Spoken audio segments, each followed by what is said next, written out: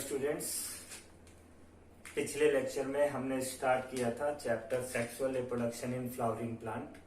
उसी के कंटिन्यूएशन में आज हम लोग स्टडी करेंगे that is structure of microsporangia and transverse section of anther. जब हम इसको स्टार्ट करेंगे, सबसे पहले जब हम इसका कट सेक्शन देखेंगे एंथर का कट सेक्शन देखने पर हमें टेट्रागोनल स्ट्रक्चर दिखाई देता है। हमें कैसा स्ट्रक्चर दिखाई देता है? टेट्रागोनल स्ट्रक्चर दिखाई देता है। As I told you earlier, हमने आपको पहले बताया था कि most of the angiospermic family में एंथर जो होता है वो बाइलोब्ड होता है। बाइलोब्ड स्ट्रक्चर है। यहाँ पर भी आपको बाइलोब्ड, एक सिंगल लोब ये दिख रहा है और दूसरा लोब ये दिख रहा है। बाइलोब्ड स्ट्रक्चर, या हम इसको इस तरह से भी देख सकते हैं, बाइलोब्ड स्ट्रक्चर इस तरह से।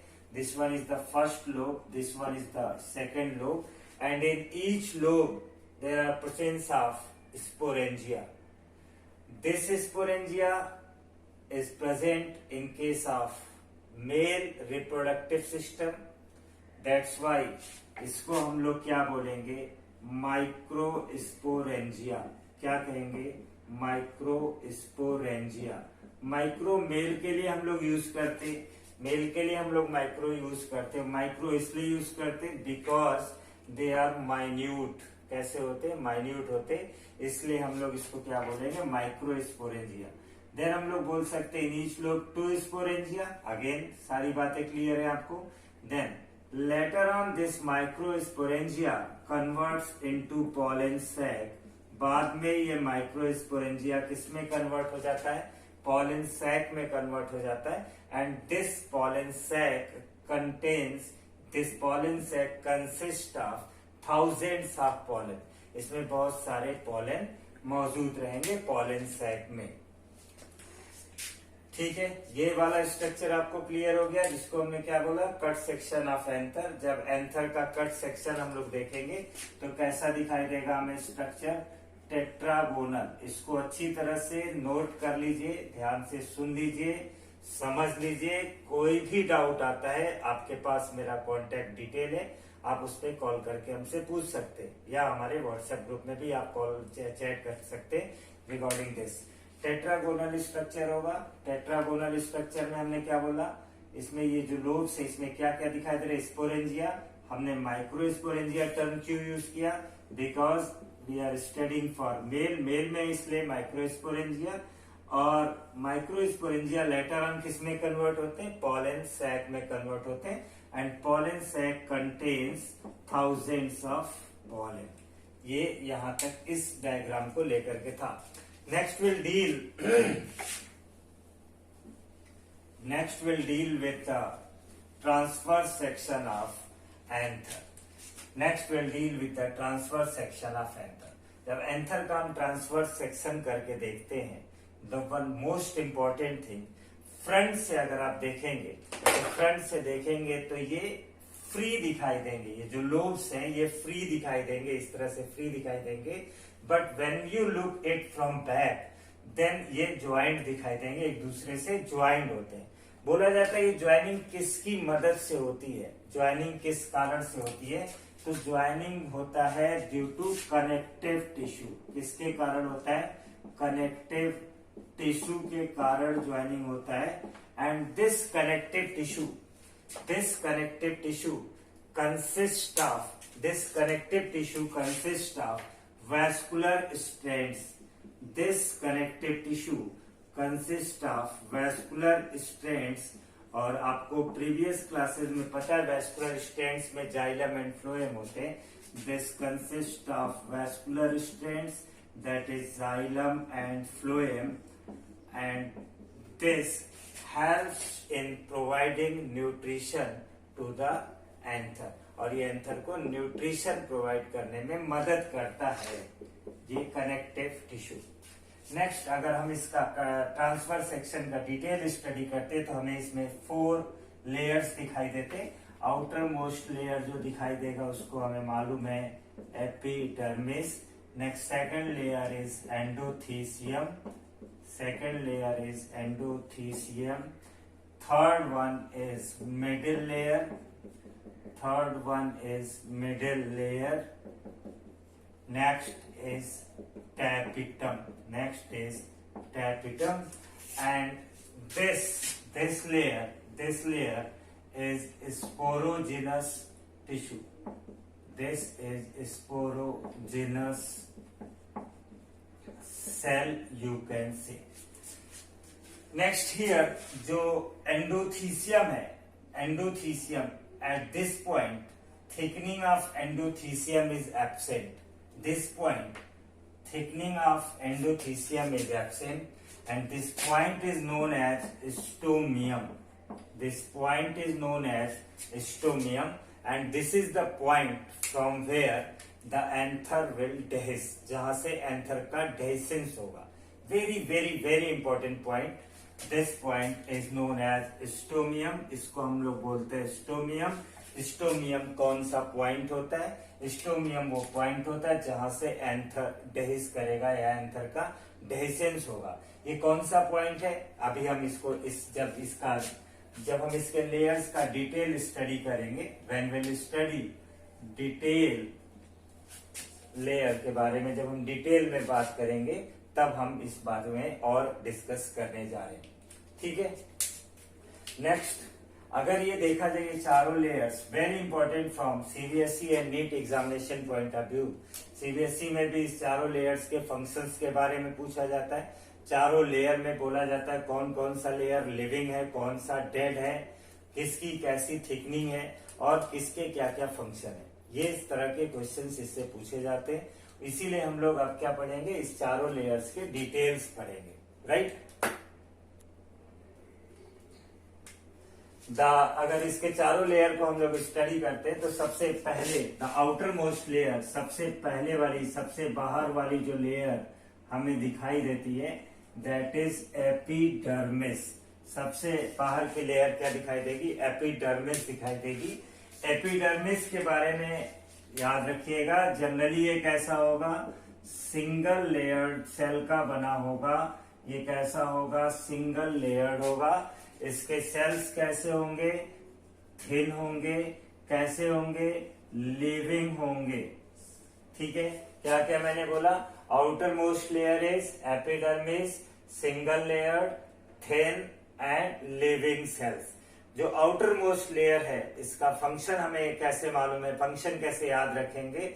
सबसे बाहर, घर के बाहर वाली जो दीवार होती है वो हमें क्या करती है? प्रोटेक्शन प्रोवाइड करती है. ठीक है. याद रखिएगा आउटर मोस्ट है, इसका मेन फंक्शन क्या होगा? Function will be to provide protection. इसका फंक्शन क्या है? दैट इज प्रोटेक्शन प्रोवाइड करना है. Clear. Next, second layer is known as endothecium. Second layer is endothecium. This endothecium layer is present below epidermis. मैं slowly बोल रहा हूं so that आप आसानी से इसको लिख भी सकें. Endothecium layer is present below epidermis. This layer is also single layered.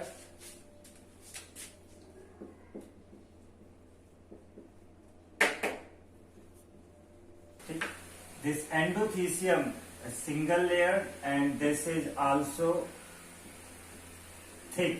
इसकी लेयरिंग कैसी होगी? थिक होगी. लेकिन ये जो थिक लेयरिंग है ये डिफरेंशियली थिक होता है. जो एंडोथीसियम है that is differentially thick and differentially thick single layer and thick layer. और इसकी जो थिकनिंग होती है वो डिफरेंशियल थिकनिंग होती है. डिफरेंशियल थिकनिंग का मतलब एक यूनिफॉर्म वे में थिकनिंग नहीं होगी. कहीं पे थिक होगा, कहीं पे थिन होगा. तो बोला जाता है ये जहां पे थिकनिंग होगी वो थिकनिंग किसकी होगी? Thickening will be of alpha cellulose. This is again an important point. ये फिर से एक इम्पोर्टेंट हो जाता है आपके लिए कि एंडोथीसियम में जो थिकनिंग होती है, this one is the endothecium. जो रेड कलर से आपको दिख रहा है सिंगल लेयर दिख रहा है, थिक आपको दिखाया जा रहा है. थिकनिंग किसके कारण होती है? अल्फा सेलुलोज के कारण. बोला जाता है एंडोथीसियम के बारे में फिर से ध्यान से सुन लीजिए. Endothecium is present just below epidermis. It is also single layered and thick and differentially thick layer होती है बेसिकली, एंड थिकनिंग किस कारण होती है, अल्फा सेलुलोज के कारण होती है। जैसे हमने यहाँ पर आपको बताया था in case of epidermis these are living cell, वैसे in case of endothecium these are dead at maturity.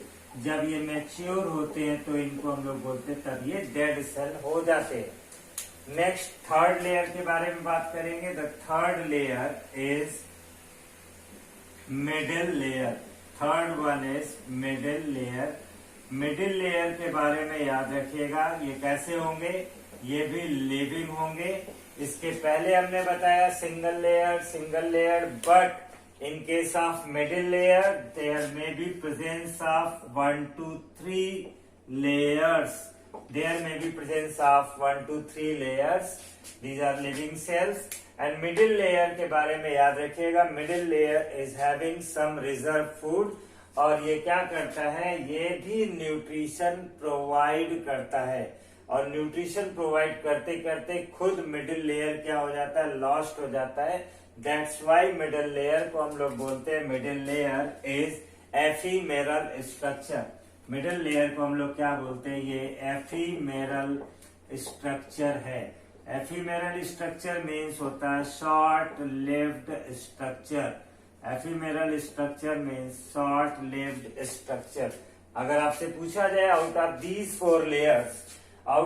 Four layer which layer is ephemeral layer, then your answer will be middle layer is ephemeral layer. Why it is of ephemeral layer? Reason being कि क्या है, middle layer is having some reserve food with it, और ये क्या करता है, जब ये एंथर को न्यूट्रिशन प्रोवाइड करता है, स्पोरेंजिया को न्यूट्रिशन प्रोवाइड करते करते खुद ही क्या हो जाता है, खत्म सा हो जाता है। Then last layer is tapetum. That last layer is tapetum. Tapetum के बारे में हम लोग बोलेंगे, tapetum it is the most important layer. इन चारों लेयर्स में से अगर आपसे पूछा जाए कि मोस्ट इम्पॉर्टेंट लेयर कौन सा है, the most important layer is tapetum. Why it is so, ऐसा क्यों होता है, बिकॉज जो बाकी के 3 लेयर, मैं इस डायग्राम को आपको मिटा रहा हूं इसको,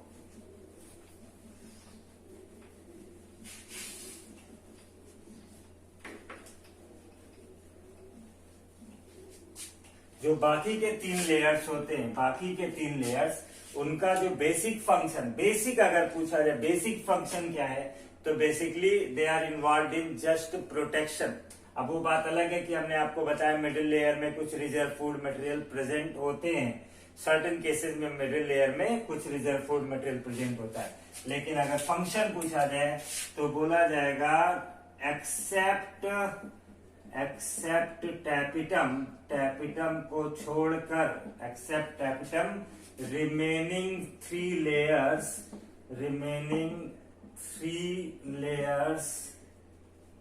आर इन्वॉल्व इन प्रोटेक्शन। जिनका काम क्या होता है, प्रोटेक्शन होता है, बट टैपिटम का मेन फंक्शन क्या होता है, टू प्रोवाइड न्यूट्रिशन। इसका काम क्या होता है, ये न्यूट्रिशन प्रोवाइड करता है। अगर आपसे पूछा जाए main nutritive tissue in this structure, then main nutritive structure is tapetum. Main nutritive structure क्या है, वो है टैपिटम। टैपिटम के बारे में और हम लोग बोलते हैं, tapetum is having dense cytoplasm because the cells are large. इसकी सेल्स क्या होती है, लार्ज होती हैं, और हैविंग डेंस साइटोप्लाज्म। इसको भी हम लिख सकते हैं टैपिटम के बारे में। टैपिटम से रिलेटेड क्वेश्चंस मल्टीपल टाइम्स पूछे जा चुके। हम लोग बोलेंगे large size cells, large sized cells, dense cytoplasm. Next हम लोग बोलेंगे इसकी जो सेल्स है, मोस्टली पॉलीप्लॉइड। ये बहुत ज्यादा इंपॉर्टेंट पॉइंट है, पॉलीप्लॉइड होंगे। एंड नेक्स्ट हम लोग बोलेंगे मोस्टली मल्टी न्यूक्लिएटेड। मोस्टली कैसे होते हैं, मल्टी न्यूक्लिएटेड होते हैं। मोस्टली कैसे होते हैं? मल्टी न्यूक्लिएटेड होते हैं। करेक्ट। नेक्स्ट हमने बोला टैपेटम के बारे में, आपने जान लिया। मेन लेयर कौन सी होगी? टैपेटम होगी। लार्ज साइज सेल्स होंगे, dense cytoplasm, polyploid and mostly they are multinucleated. This red colour structure is microspore. This red color structure is microspore mother cell. The question arises कि अभी हमने microspore mother cell कहाँ से आता है। ठीक है, इसको एक स्क्रीनशॉट आप ले लीजिए, देन हम इसको बताते हैं। Okay,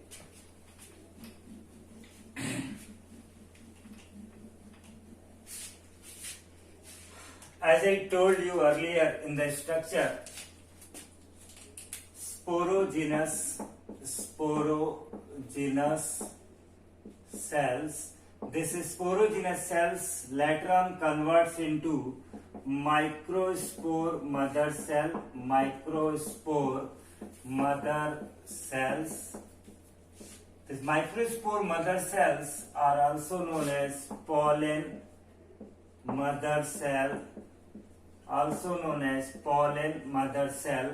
Or these are also known as spore mother cell. Basically आपको जानना चाहिए अच्छी तरीके से, स्पोरोजिनस सेल्स जो है उनकी प्लॉइडी क्या होती है? 2n होती है। माइक्रोस्पोर मदर सेल या पॉलन मदर सेल या स्पोर मदर सेल, इनकी प्लॉइडी क्या होती है? 2n होती है। They will undergo meiosis. इनमें मियोसिस होगा। मियोसिस के बाद they will form microspore. Meiosis के बाद they will form microspore. Meiosis के बाद जो माइक्रोस्पोर बनते हैं उनका नंबर क्या है? That is 4। इनका नंबर कितना है? 4 माइक्रोस्पोर है। चारों microspore they are joined together with the help of cementing material. बहुत आराम से सुनिएगा। मियोसिस के बाद क्या बना? माइक्रोस्पोर। माइक्रोस्पोर इसकी प्लॉइडी क्या हुई? n। ये जो कितने माइक्रोस्पोर बने? 4 माइक्रोस्पोर बने। चारों माइक्रोस्पोर एक दूसरे के साथ ज्वाइंड है। ज्वाइंड होने के कारण इसको हम लोग इस स्ट्रक्चर को बोलते हैं माइक्रोस्पोर टेट्राएड। इस स्ट्रक्चर को हम लोग क्या बोलते हैं? माइक्रोस्पोर टेट्राएड बोलते हैं। बोला जाता है इसकी ज्वाइनिंग किसके कारण? ये जो ज्वाइनिंग है, ये ज्वाइनिंग किसके कारण हो रही है? Joining due to a cementing material and that cementing material is callose. It's again a important point. Joining किसकी मदद से होती है माइक्रोस्पोर टेट्राएड में? That is due to callose. Callose क्या है? सीमेंटिंग मटेरियल है। बाद में अभी आपको बताया जाएगा कैलोस अलग होता है, कैलोस का ब्रेकडाउन होगा और ये सारे अलग हो जाएंगे। एंड दीज माइक्रोस्पोर किसमें कन्वर्ट होगा? That is known as pollen. ये पॉलन बन गया। ठीक है ना? ये इसी को हम लोग क्या बोलेंगे? पॉलन बोलेंगे। नेक्स्ट हमारा इसके बाद वाले लेक्चर में हम लोग पॉलन का डिटेल पढ़ेंगे और माइक्रोस्पोरोजेनेसिस पढ़ेंगे। After microsporogenesis will proceed on female reproductive part. Thank you so much.